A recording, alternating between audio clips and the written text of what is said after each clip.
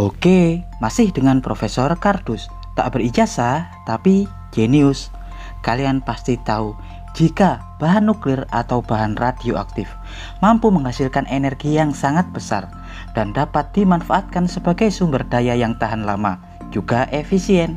Seperti halnya reaktor fisi atau fusi nuklir yang umumnya menggunakan material atau unsur-unsur radioaktif seperti uranium, plutonium, thorium, dan lain-lain.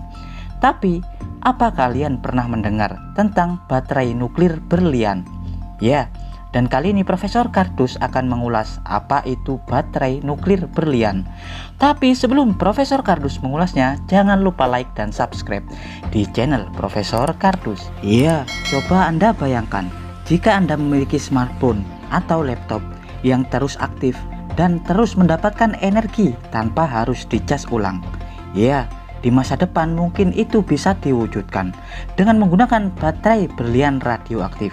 Dan diketahui baterai berlian radioaktif mampu bertahan hingga 28.000 tahun lamanya tanpa perlu mengisi atau mencas ulang. Baterai ini cuma satu kali pakai, setelah itu bisa dibuang. Ya, konsep baterai berlian radioaktif memang masih dalam tahap riset dan pengembangan. Kalaupun nanti akan diproduksi dan dipasarkan, harganya pasti tidaklah murah. Tapi baterai ini pasti akan terus bertenaga hingga anak cucu Anda kelak. Ya, baterai ini berkonsep NDB, Nano Diamond Battery, dikembangkan oleh ilmuwan dari San Francisco. Ya, untuk membuat baterai berlian radioaktif, kalian harus menggunakan panel berlapis berlian biru nano, ukuran nanometer setara 1/1 juta meter. Ya, super mikro atau kecil. Karena kita tahu berlian adalah konduktor panas terbaik. Berlian mampu menghantarkan dan menyimpan panas sangat baik. Diketahui berlian jauh lebih baik sebagai konduktor atau penghantar panas daripada tembaga, perak, dan lain-lain. Tapi jarang perangkat elektronik menggunakan berlian karena harganya sangat mahal.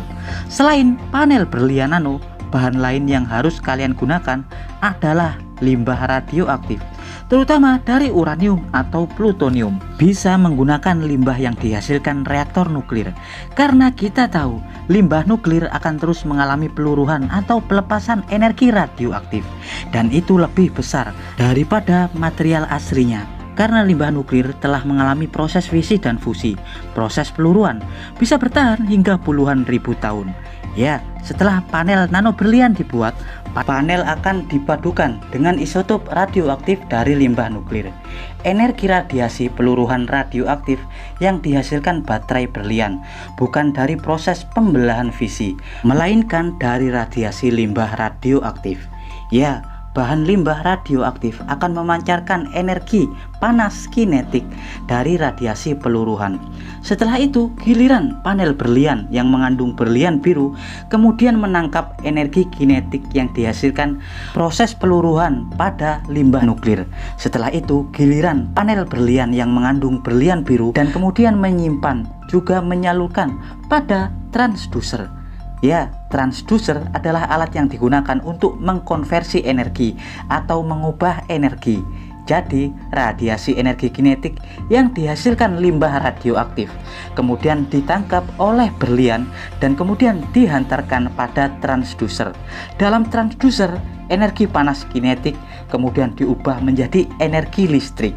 Ya, proyek ini masih terus dikembangkan, terutama tentang keamanan. Karena jika kesalahan prosedur terjadi, limbah radioaktif dalam baterai tersebut akan mencemari lingkungan manusia dan apapun di sekitarnya. Ya, dan demikian adalah informasi dari Profesor Kardus tentang apa itu baterai berlian radioaktif. Profesor Kardus dari laboratorium di San Francisco mengabarkan.